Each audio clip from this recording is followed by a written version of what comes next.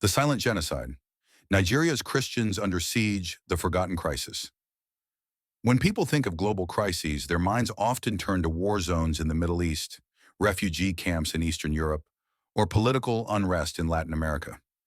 But there's a tragedy unfolding in the heart of Africa that receives barely a fraction of the coverage it deserves. It is a crisis so brutal, so relentless, that international watchdogs and human rights groups have called it a slow-motion genocide. And yet the world looks away. We're talking about the violence against Christians in Nigeria. A land of faith and fire, Nigeria is Africa's most populous nation, with over 220 million people. It is a land rich in oil, culture, music, and spirituality. But it is also deeply divided. Roughly half the population identifies as Christian, the other half Muslim.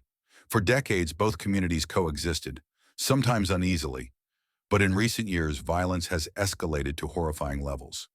Entire villages have been burned, churches have been torched, families slaughtered, farmers driven off their ancestral lands.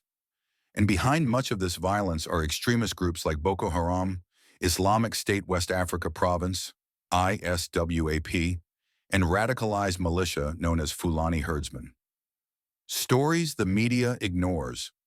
In Nigeria's Middle Belt and northern regions, the reports are chilling. In Plateau State, armed militants stormed a village at night, killing dozens in their sleep. Survivors described how attackers shouted jihadist slogans while setting houses ablaze.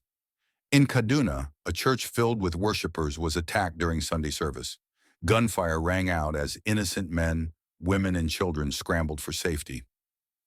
In Benue State, farmers, mostly Christians, were massacred on their farmlands, their only crime being ownership of land coveted by armed herders.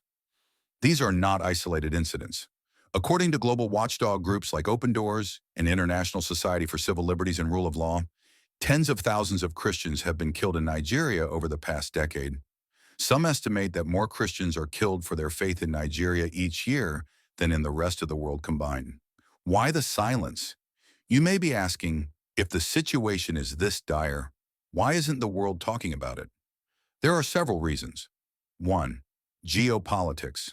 Western governments see Nigeria primarily as an oil supplier and a strategic ally against terrorism. Raising the issue of Christian persecution could complicate those relations. 2. Narrative control. The violence is often painted as farmer-herder clashes or ethnic conflict, minimizing the religious dimension. But when attackers specifically target churches, burn Bibles, and kill people for refusing to renounce their faith, the motivation becomes painfully clear. 3. Media bias. International media outlets often downplay African crises unless they directly affect Western interests.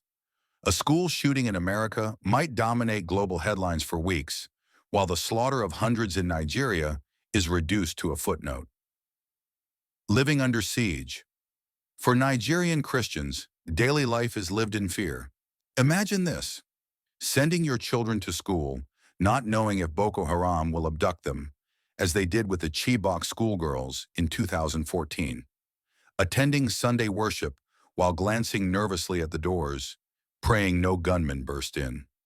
Farming your land with the constant threat that armed herders might appear, demanding you leave or face death. The trauma is not only physical, but psychological. Generations are growing up traumatized, displaced, and stripped of hope. The government's role critics argue that the Nigerian government has not done enough to protect vulnerable communities. In some cases, security forces arrive hours, sometimes days after massacres, when the damage is already done. Survivors often claim that their cries for help were ignored. Worse still, allegations have surfaced that some within the political and military elite turn a blind eye, or are complicit by refusing to hold perpetrators accountable. When justice is absent, impunity thrives. A clash of narratives. Supporters of the government argue that the conflict is more complex than religion alone. They point to economic struggles, land disputes, and climate change pushing herders southward. These factors are real, but they cannot erase the testimonies of survivors who report attackers screaming religious slogans or demanding conversion at gunpoint. To reduce this crisis to farmer-herder clashes, is to erase the reality of those being specifically targeted because of their Christian faith. The human face of genocide statistics can feel cold, so let's bring it home.